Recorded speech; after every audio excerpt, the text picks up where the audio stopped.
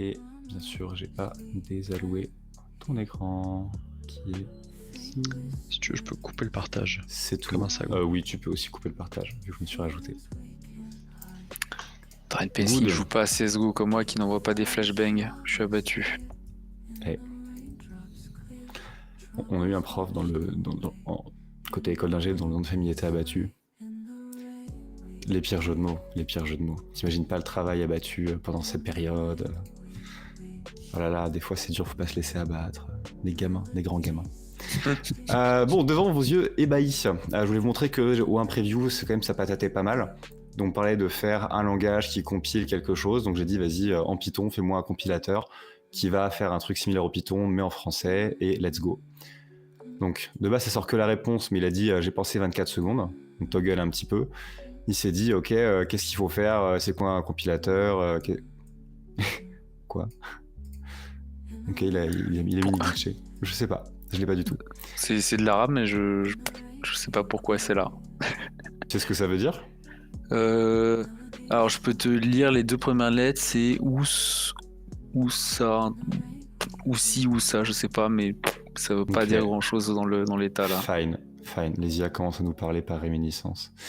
Donc ça dit un petit peu quel type de code est censé être géré, compris, parsé, quelles sont les différentes étapes pour compiler un langage, pour transformer, tokeniser, etc., générer.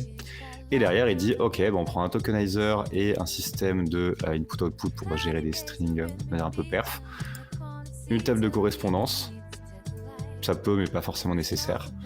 Et derrière, on a donc une passe de translate de code, on a notre superbe code fonctionnel en français, n'est-il pas beau, affiché de quelque chose. Et derrière, on peut demander de le translate et de l'exec en bytecode et on est good. Donc c'est pas toutes les étapes, c'est un premier shot, c'est pas celui qui m'impressionne le plus, mais en tout cas ça montre que c'est une approche viable. En revanche, je vais vous en montrer un deuxième que j'avais utilisé, que j'avais poké il y a quelques temps et où je m'étais vraiment resté sur le cul. C'est le suivant. Alors comme d'hab, pour faire des bro prompts, il faut savoir un petit peu ce qu'on veut manipuler, mais vous allez me dire à quel point ça vous choque. Écris un script exhaustif de la manière la plus adaptée en termes de langage pour déployer un cluster Kubernetes avec CDKTF, donc du code qui génère du Terraform, qui génère de l'infra, et donne tous les détails de configuration en plus des outils principaux pour que l'infra soit up, running, se mette à jour tout seul, soit hardené autant que possible et fasse un peu de monitoring avec les top-notch open source and free products. Temps de travail, 15 secondes. Il travaille le double. Et qu'est-ce qu'il nous pond? Bonjour, alors très bien, CDKTF en Node.js, en l'occurrence, oui, ça fera du TypeScript et c'est exactement la libre de polyglotte, mais elle est en Node, donc le faire en Node, ça fait qu'il y a moins de problèmes. Ça évite des soucis de compat. Coucou Endo avec CDKTF Python, c'est mal ce que tu fais, c'est mal. Donc pareil, ça dit un petit peu quel outil il faut installer pour gérer son cluster, ça dit un petit peu comment est-ce qu'on va layout et initialiser notre projet, quels sont les providers dont on va avoir besoin. Donc AWS, vu que j'ai demandé EKS, Cube, vu qu'on veut déployer un cube, Helm, vu qu'on veut déployer du software sur ce cube. Tout ce qu'il faut en termes de code CDKTF, je vais pas le faire là parce que j'ai pas le time, mais trust me, je l'ai tenté ça first try, j'étais un peu pas bien à me dire qu'on va nous aussi perdre notre travail soon. C'est tagué proprement, il y a des sub-réseaux, il y a des VPC, ça utilise un système de modules, ça crée des rôles spécifiques pour cloisonner un petit peu tout ça. J'ai menti, j'avais eu un truc à fixe dans un rôle IAM, mais en vrai c'était good enough. Ça fait un système de node group avec de l'autoscaling, avec des trucs un peu granulaires, on voit pas de hello étoile sur étoile. Ça fait les rôles pour les différents node group, ok. Ça crée le groupe avec les différents nœuds, avec bien sûr des sizes à peu près raisonnables pour pas vous ruiner instantanément. Petite clé SSH au passage. Ça ajoute un kube provider, ça ajoute un Helm provider, ça ajoute qui se connecte tout seul bien sûr, qui s'auto-login pour pas que ce soit relou à utiliser. Ça déploie de Helm en release pour avoir du Prometheus et du Grafana, donc la partie monitoring. Oupsie, on aura peut-être encore du taf dans le futur. Parce que si on copie le code comme ça, au final, on tombe en ça marche, mais on tombe en vuln. Et ça donne un peu de détails en plus, et ça donne Edward Policy, et ça dit quelle commande faire pour tout setup. C'est insane, ça sort ça en une vitesse record. ça dit quand même, faites bien attention de changer ça. Donc peut-être qu'on aura quand même pas Putain, il y a le rappel à la fin en plus. à la Ok, fin. ok. À la fin. Et mieux que ça, tu peux demander de l'écouter là, tout ce que ça t'a généré. Mais T'es non. pas obligé, t'es pas obligé de lire. Tu peux juste dire ça et vraiment ce que j'aime bien faire, c'est je copie-colle toute une page de news et je dis fais-moi un petit récap et derrière je demande de le lire. Et mieux que ça, tu dis fais-moi un petit récap, explique-le avec l'intonation et les tournures de phrases de Dark Knight Diaries. Et du coup, t'as tes news lues avec une intonation que t'aimes bien. C'est pépite. C'est juste incroyable, c'est juste incroyable. Donc ouais, c'est assez affolant les avancements qu'ils font en ce moment et ça continuera. Et ça te dit même comment avoir ta petite interface, tout ça. Ce qui est assez fou, c'est je trop trouve beau. le format un peu en mode documentation qui est Ouais, c'est un vachement playbook. lisible, quoi. C'est un playbook. C'est assez bluffant là-dessus. Ouais. Après, la partie remplacer d'autres métiers, t'as beau copier-coller ça, faut quand même savoir à peu près ce que tu fais, parce que pour débugger ce truc-là, ou le moindre problème, tu d'accord. seras dans la merde. Mais oui, non. Mais c'est impressionnant quand même, je dois admettre. Si ce que tu fais ça marche pas, tu copie-colles la stack trace et il avance. Et... Je sais pas, en vrai, il y a des tests qui ont été faits en mettant des gens très peu tech face à ça. Ils galèrent beaucoup au début pour avoir le prompt initial et savoir comment faire les choses, mais en discutant un peu et ensuite en mettant le bon prompt, plus en débuguant un peu, c'est ouf. Tiens, d'ailleurs, on n'en a pas parlé, mais il y a aussi V0 qui fait des dingueries en ce moment. Ça vous parle? Moi non. Ok. Write a cool synth wave like front-end that will serve as a streaming, comment on dit? Template, thème? Layout, Ouais, merci. Twitch layout, un truc comme ça, je pense. Ouais. Ok, hop là, je sais pas à quel point ça va faire du sens, parce que c'est quand même un use case très particulier. Globalement, j'étais déjà en train de regarder la partie Svelte, la partie tout tooling qui va avec ça. Et c'est Shutdown qui m'a fait découvrir, c'est Shutdown et Vless qui m'ont fait découvrir V0. Et en vrai, c'est une dinguerie. C'est une dinguerie. Ok. Voilà, c'est bon. Ok, fair enough. Trop bien. Donc t'as ça qui te fait ton front, t'as O1 qui te fait ton back, O1 qui a priori maintenant tu peux plugger directement dans Cursor AI pour avoir de la génération de code vraiment quali. Et voilà quoi. Avec les boutons cliquables, plus qu'à changer les liens. Là on veut soit le modifier un peu, soit directement dire soit share, soit l'auto-commit dans ton GitHub. Et derrière tu peux ouvrir ça dans un autre outil pour demander de faire des modifications de fichiers par bulk pour demander de faire adopter tel nouvelle lib, tel nouveau composant, tel nouveau truc. C'est insane. C'est juste insane. Bon, l'avantage, c'est qu'il n'y a aucun métier qui sera épargné, quoi. C'est ça. L'avantage, c'est que tu sois front ou back, t'es finito. Hein. on est full finito. On est full finito. Oh, papa. Enfin, on verra. Je me demande vraiment quels métiers vont passer un peu entre les mailles parce que... Après, le front, il est pas très beau. Hein. Les designers, ils ont pas trop de... Le trait au milieu, on sait pas ce qu'il fout, mais tellement sinon... plus joli que ce que j'aurais fait. C'est tellement plus joli que ce que vous auriez fait. Ouais, mais oui. je suis pas, aucun doute des là-dessus. fronts. Oui, mais voilà, les devs ils font pas de la sécu, on fait pas du front. Tu noteras le nombre de viewers qui est à Lit. Je l'ai pas. Oui. Banger. Oh, bien vu. Ouais, mais j'ai dit hacker. Ah. Non, j'ai pas dit hacker. Streaming layout and non, j'ai pas dit hacker. Non, t'as rien dit, hein. J'ai Et dit Sitewave 42 et il s'est dit, pour le 42 000 pour 42 la solution de l'univers, je sais pas, genre. Hein. Tu veux dire 420 DC? Allez, hop. Don't mind me. C'est n'importe quoi. Allô. Allô. le son. Et coupé. On enchaîne sur un article du copain J Voisin, peut-être ici présent, peut-être pas, qui nous fait un petit topo sur GrapheneOS qui se dit oui, super, on va peut-être adopter les structure randomization au sein du kernel. Et donc il fait un peu le cas il y a un tout petit impact en termes de perf. En revanche, il y a tout un tas d'exploits primitifs, donc vraiment on parle de pawn kernel, qui vont se reposer sur la corruption de certaines structures. Et si, globalement au début, ils étaient en train de se dire ouais mais c'est bien gentil, mais à partir du moment où les gens ils ont de quoi corrompre des choses, ils trouveront bien un infolique. Il y a tellement de manières de fingerprinter, que ce soit à base de Canva, de plein de choses.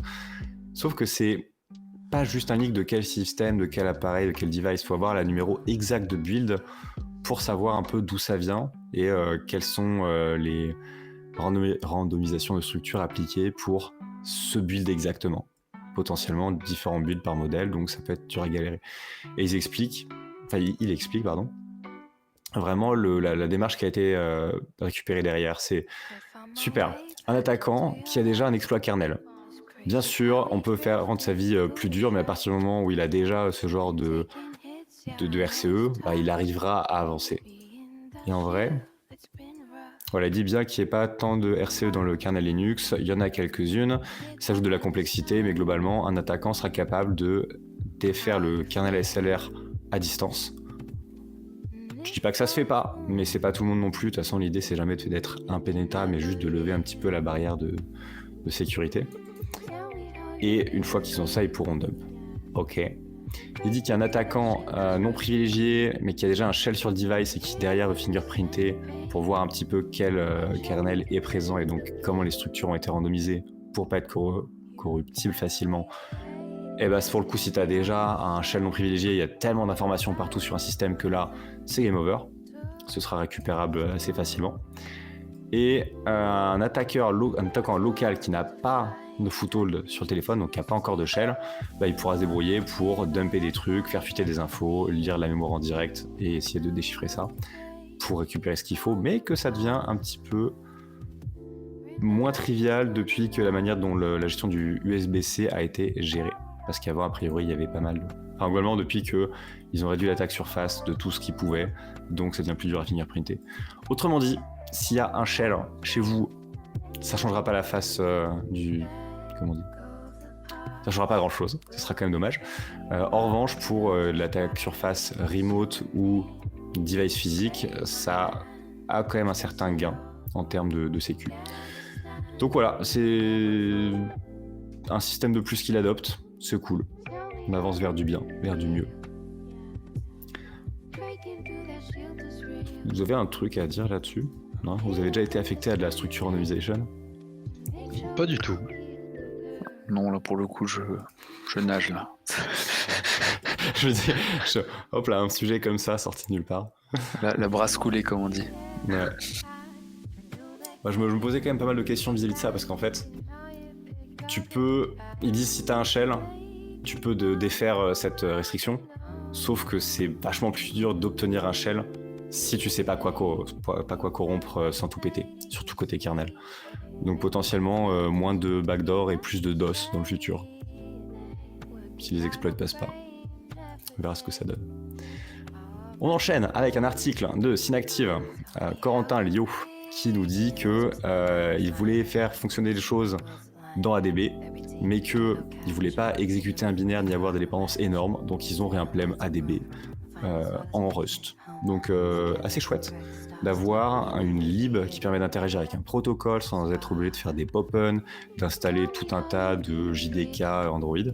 Et ils en profitent pour faire une masterclass sur le fonctionnement d'ADB, avec pourquoi est-ce qu'on a un ADB en tant que client de command line, pourquoi est-ce qu'on a un serveur sur notre machine, pourquoi est-ce qu'il y a un serveur sur le téléphone Android, pourquoi est-ce qu'on a ce tree-step. Et il explique que, sauf quelques cas particuliers, pour pas grand-chose, autant avoir juste une lib. Ok. Et par contre, là où c'est cool, c'est qu'ils ont fait ça de manière suffisamment... Bon, ils claiment avoir fait, je l'ai pas poké pour le coup, avoir fait ça de manière suffisamment propre pour que le binaire Rust puisse servir de drop-in replacement pour ADB, ce qui veut dire qu'on pourra on pourrait déjà avoir ADB en tant que petit binaire récupéré en statique, plutôt, parce qu'ils ont fait un wrapper autour de la lib, justement, plutôt qu'installer un DB et 15 millions de choses. Donc c'est cool. Ils font aussi le point sur le fait que ADB est un protocole qui était voulu relativement facile à débugger, il me semble, donc c'est principalement du texte. Donc en gros, même si côté Wireshark, il n'y a pas de dissecteur fonctionnel, il y en a entre le client et le serveur, mais pas entre le serveur du PC et le tel Android, en fait ça se lit comme du texte. Donc ça se lit comme des petits pains, donc c'est pas vraiment un problème. Sauf des détails particuliers, vous imaginez. Donc voilà, ils ont fait l'ép qui va bien et c'est assez chouette. Je sais pas si... En vrai, c'est quand même vraiment cool que ça existe. Je me demande si ça va se faire récupérer, porter par Google, si ça restera chez eux côté Synactive. Mais envie de voir ce que ça va devenir. Parce que ça serait pas déconnant quand même d'avoir pas que le tooling ADB classique, mais d'avoir 2-3 alternatives ou bindings propres dans d'autres langages. Mais je me posais la question de est-ce que ça couvre toutes les fonctionnalités de ADB de base ou est-ce qu'il y en a potentiellement qui... Bah écoute, moi j'ai le ADB de base à droite là. Quand ils font... faudrait qu'on chope tout ce qui Voilà, est t'as les en global espace quelque chose. Attends, regarde, on va faire ça. Help 2 chevron et 1. Type grep-if. Non, IP. On veut tout ce qui est en début de ligne espace. Non, un espace. Non, même du AZ plus. Voilà. IOP même. Bloom. Oh, le Bash Ninja. Ouah, c'est un regex. Sortir EU ensuite. C'est un regex et on veut pas du sort, on veut juste du unique. Je pense, parce que si on sort, à supposer qu'il les ait gardés à peu près dans le même ordre. Ton sortir EU, il fait pas le unique aussi avec? Si, mais je voulais pas sort l'ordre parce que je me suis dit qu'il y avait quelque chance pour le drop-in replacement, ils allaient garder l'ordre de la doc officielle, ce qui n'est pas du tout le cas. Donc on va faire en effet pipe sort-UV. Donc là on a dans l'ordre, on va faire le beau jeu jusqu'au bout. On va faire ça. -O, on va appeler ADB officiel. Ok. D'ailleurs on va dire qu'on va prendre les options qu'ils ont fait eux. Oh, et le diff qui va arriver, je le vois venir. Et oui, on va faire ça. C'est beau jeu jusqu'au bout. Hein. Ça, et donc on sait sur du pareil. On va rajouter un petit espace là. Je pense que là c'est plus simple si on fait du pipe hawk. Print. Parce que. Donc là. Waouh. Chap, print, $1. Parce que ça va mieux séparer. On a bien l'os feature du début, oui. Pipe sort UV. Ah! Pas du tout la bonne ligne. Pipe sort-UV-O dans le ADB on-off. Ok. Et un petit delta entre ADB et delta, c'est une commande système Unix ou c'est... C'est une commande... Non, c'est un tool cargo, il me semble. Ok. Tab moderne Unix delta. Ok, non, juste par curiosité. Désolé, je pose beaucoup de questions. Non, tu fais bien, c'est fait pour. Hein. Alors, delta, delta... C'est un diff sémantique, ça se base pas sur la ligne, mais sur la manière dont c'est parsé. Et c'est en Rust. Oh, c'est pas mal, ok, ouais. Moi, j'utilise une git avec une git diff avec no index, mais je suis un peu bizarre. Non, tu peux. Après, moi, il y a delta pour les comme ça, et sinon, il y a soit compare en GUI, soit meld, présenté par Agar il y a quelques temps. Parce que meld peut te faire des three-way diff. Ah, intéressant ça. Et oui. Et là, tu vois, voilà, on a notre sort et on a enlevé les espaces, donc clairement, drop-in replacement. Il y a l'air d'avoir work in progress. Drop-in replacement. Mais il y a peut-être, ils ont peut-être implémenté des fonctionnalités spécifiques qui étaient pertinentes dans leur cadre d'utilisation et d'autres. Complètement. En commun, ils ont quoi? Ils ont connect device. Ok. Ouais, disconnect normal. Disable, je sais pas exactement ce que ça fait. Frame buffer pour voir les. Non, pas frame buffer. T'as le kill, lockat, pull, push, reboot, shell. Host feature. Non, si, host feature. Ils ont implémenté le frame buffer pour lire l'écran, du coup, le host feature. C'est les devices, apparent device, plein qui sont en commun. Et eux, ils ont rajouté un poil différent. Ouais, ils ont des petits trucs en plus. J'ai pas vu le SMS dans suite ADB. L'autre dont je te parlais, parce que c'est aussi vachement plus visuel, je trouve. Ça. Ah ouais. Oh putain, c'est pas mal. Pardon. Ouais, non, c'est sympa, c'est sympa. Ok. C'est sympa. Bon, bref. Ok, intéressant. Kind of drop-in replacement, mais taf très chouette et sûrement utile. Enfin, il est clairement utile. Ouais, ça, oui. Quand t'as pas envie de te trimballer tout l'environnement Android et d'avoir juste ça rapidos, ouais, ça peut bien dépanner pour le coup. C'est ça. Allez, avant-dernier. Et ensuite, on va pas tarder à se laisser. Avant-dernier, il y a Quarklab qui a fait un red team et ils sont tombés sur un petit Chamilo qui traînait par là et globalement, ils lui ont mis une sacrée rouste. Oui, bonjour. Alors en fait, on a trouvé des file write to RCE, ok, x2, top. Du pass traversal pour aller taper require, on se régale. De la SSRF dans un rendering de PDF, on se régale encore plus. De la XSS liée à ça et de la XSS stored et reflected et stored en pagaille. j'ai grave kiffé ce petit schéma qu'ils ont mis là.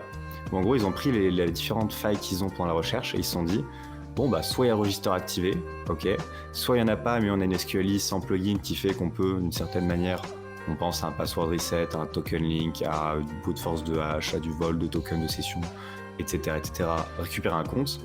Une fois qu'ils ont un compte, ils se débrouillent pour faire un file upload. Le file upload, soit il est dans le webroot et c'est gagné, soit il est dans temp et ils utilisent le système d'include relatif pour aller le trigger ailleurs que dans temp et avoir RCE. C'est minimaliste, mais ça résume vraiment bien le process de je chope plein de petits bugs, pas ultra critiques, et derrière on va tricoter autant qu'on peut avec ces petits bugs pour avoir notre chaîne en entier. Et ça donne un autre truc aussi, c'est que ça rend, à supposer que vous en ayez besoin pour du red team, des engagements, des choses comme ça, parce que sinon il y a quand même assez peu de use case dans la vraie vie, ça rend vos exploit chains résilientes. Si vous faites toper un bug ou s'il part et que en fait, vous allez faire le point to own dans 4 jours, bah, vous avez un maillon de la chaîne à enlever. Vous n'êtes pas basé sur un seul bug. Et du coup, quand on commence à avoir assez de bugs parce qu'on est en train d'étudier un framework depuis longtemps, on se rend compte qu'il y a vraiment 15 000 chemins de les chaîner pour avoir le Saint Graal. Et donc après, bon, voilà, il donne un petit peu plus le détail de quoi, pourquoi, comment. Globalement, hein, c'est du pass-trav, c'est du fichier exposé en direct, c'est du file upload avec du... Ouais, les classiques au PHP. Les classiques au PHP. Mais, il y a un truc où moi je suis pas content du tout. Attends, déjà il y a un truc où je suis content. Est-ce qu'il l'a signé son article? Non, il l'a pas signé. Eh ben, il y a un certain monsieur chouette, en tout cas plutôt compétent, et on sait qui c'est via ses payloads, mais bon, ne sachant s'il tient à être coté. En tout cas, GG, si tu te reconnais dans ces payloads, c'était un article assez chouette, et ça te ressemble bien en termes de qualité de rapport. Par contre, là où je suis moins content, c'est que, il y a quand même des trucs où c'est moins content, il parle de la RCE, machin, 0 day, est-ce qu'il donne une timeline? Les vulnérabilités ont été reportées à Chamilo en avril 2024. On aimerait les remercier parce qu'ils ont été ultra réactifs en termes de vulnérability, de report, de machin. Comment vous dire que pas du tout pour moi, en tout cas. Alors attention, post-out RCE, machin, copier. Je vais vous montrer, non pas le contenu de la faille, parce que c'est pas trop l'idée, mais est-ce que ça me fait scroller? Ouais. Alors, sorry, je monte pas en entier. J'ai remonté la faille après avoir mis sacrément longtemps à avoir la motivation pour la rédiger le 8 août. Et on est en mi-fin septembre, donc on parle d'un mois et demi sur les 3 mois de disclos. 0 réponse. J'ai fait la remontée via GitHub Advisory, qui est leur mirror officiel pour faire la remontée de bugs, a priori. Rien. Donc si vous connaissez des gens qui travaillent à Chamilo, à supposer que... Ouais, non, je peux pas finir cette phrase. Si vous connaissez des gens qui peuvent gérer ça en interne, à l'aide Nino, sinon je pingerai Monsieur Ivoire de ses payloads, parce qu'il saura m'aiguiller. En tout cas, belle dérouillée, assez cool à lire en termes de write-up, extrêmement précis dans l'explication, donc c'est chouette, de la belle ressource.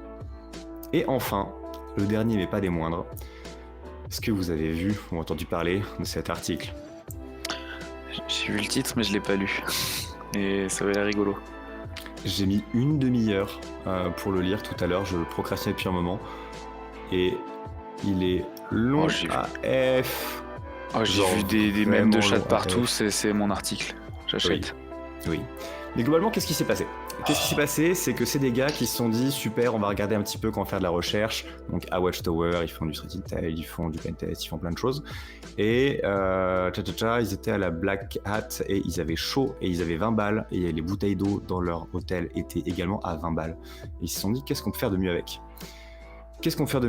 Eh ben, ils se sont regardés, ils se sont un peu intéressés aux vulnérabilités liées aux clients Whois en se disant, tiens, et si on arrivait à péter des gens, péter des clients Whois? Ok. Ils creusent un peu, ils disent, ouais, mais les prérequis, il faudrait déjà avoir un serveur Whois. Bon, il y a différentes libs qui peuvent gérer ça, ok. Et ils se sont rendus compte qu'il y a l'un des serveurs Whois, donc qui répond à qui gère quel TLD, qui a changé de nom de domaine. Et du coup, ils ont regardé, ils se sont rendus compte que CTRL F 2018,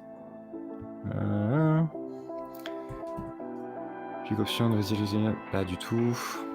Pas du tout. Désolé, ça doit être assez agréable de scroll autant.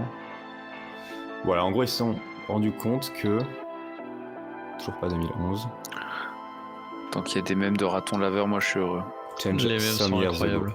Les mêmes sont assez incroyables. Globalement, que le domaine qui répond au WHOIS pour dire qui gère quel TLD pour .mobi est passé de .net à un .mobi. Ok. Celui-là a expiré, donc en gros l'ancien serveur autoritatif qui faisait foi pour répondre à ce TLD a migré et a expiré. Donc ils l'ont récupéré. En le récupérant, ils se sont rendus compte que du coup, en effet, ils pouvaient répondre arbitrairement à tout le trafic des .mobi. Mais pourquoi ? Ils étaient owners du TLD .mobi. C'est pas trop... Excusez-moi, je remets un coup de musique. C'est pas trop censé arriver dans la vraie vie de pouvoir take over un TLD entier.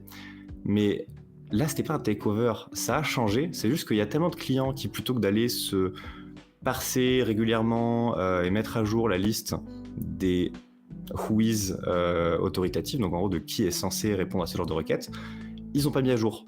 Donc même si le domaine a expiré il y a longtemps, il y a tout un tas d'outils qui continuent à avoir leur bonne petite liste hard-codée, donc un peu similaire au dictionnaire de noms de domaines connus pour les protections HSTS. C'est juste qui est-ce qu'on est censé interroger pour telle information, la liste a été mise à jour, dommage, elle a été hard-codée dans un ancien client, tout ce qui n'a pas été mis à jour tape encore l'ancien.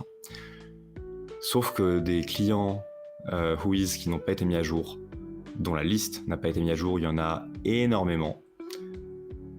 Donc, ça a fait du drama, parce que ça veut dire que tous ceux qui essayaient de résoudre des .mobi allaient essayer de les contacter eux en premier, en tout cas quand ça se faisait par une étape initiale de WHOIS, incluant des providers de route CA, de HTTPS chiffré, trusté par tous nos navigateurs.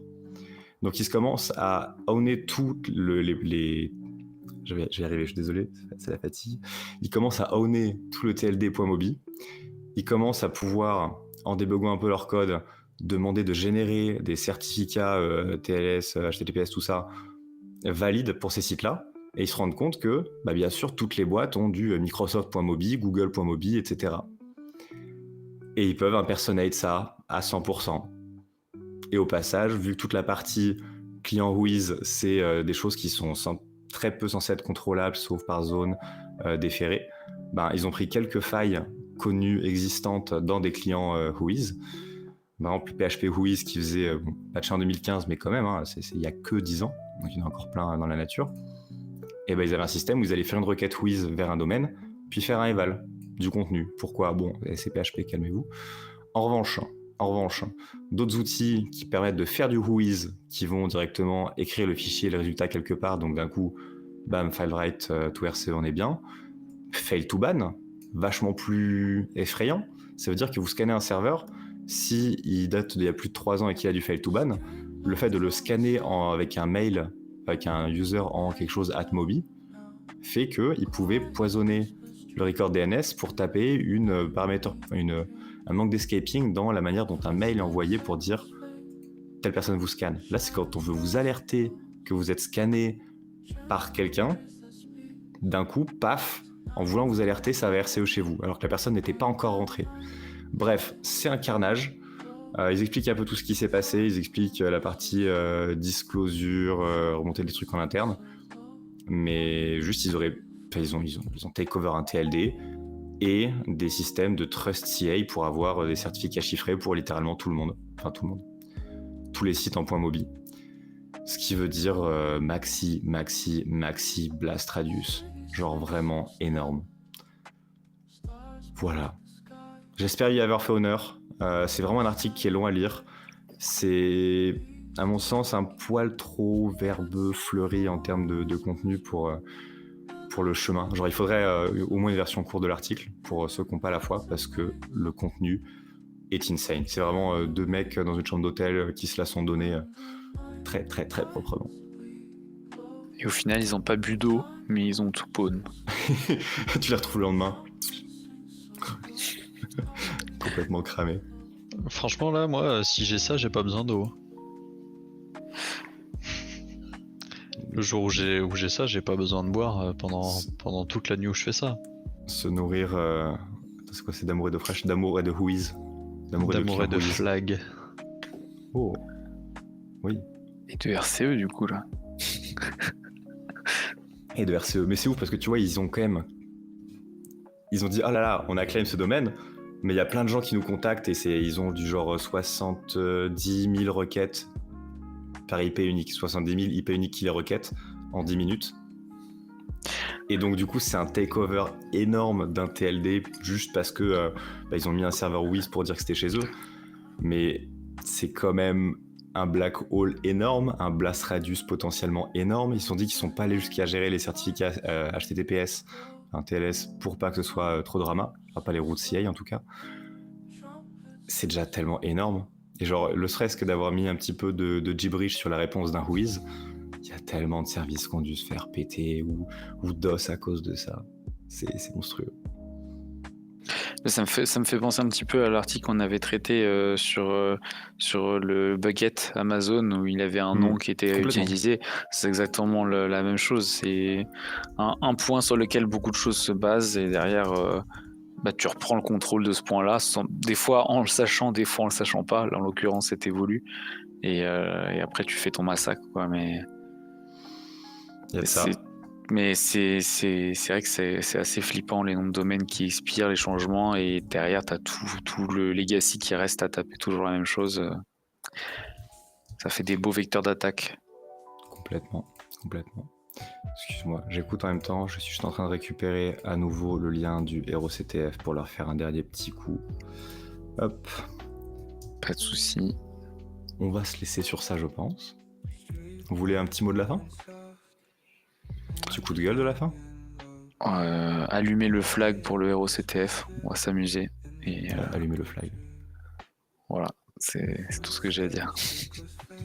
Ça le fait pour moi. Le petit mot de la fin pour moi, c'est merci pour l'invitation, comme d'hab. Oui, merci, c'est vrai. Anytime. Oh, grand plaisir. Merci à vous de m'accompagner sur ce genre de projet parce que ça prend du temps, de l'énergie et c'est toujours plus chouette à faire avec des copains. Comme d'hab, si vous voulez suivre nos différents intervenants, eux ils ont leur pseudo dans le titre Twitch qui s'affiche sous votre écran par là, genre sous Maltemo par là. Et de mon côté, je vous remets les liens à la fois du Linktree et du HeroCTF pour aller participer au HeroCTF en ligne et kiffer ensemble, faire des beaux write-up qu'on pourra présenter en stream, tout ça. Pas toucher leur infra, c'est hors scope. Et bien sûr le Linktree de ma personne au passage si vous voulez vous abonner pour avoir les notifications de futurs streams et événements. Ah oui, petit événement qui va être pubé d'ici pas très longtemps. Si vous venez à la Greac, faites en sorte d'être là sur Grenoble jeudi soir aussi. Voilà, il se peut qu'il y ait un pré-événement assez chouette qui arrive. Plus d'informations bientôt. Voilà. Oh, le petit teaser là. N'est-ce pas ? Allez, sur ce, je vais regarder si on peut aller raider des copains, mais je vous souhaite une très bonne soirée et plein de shells, mais pas sur votre infra. Des bisous, bonne soirée. Bonne soirée. Ciao.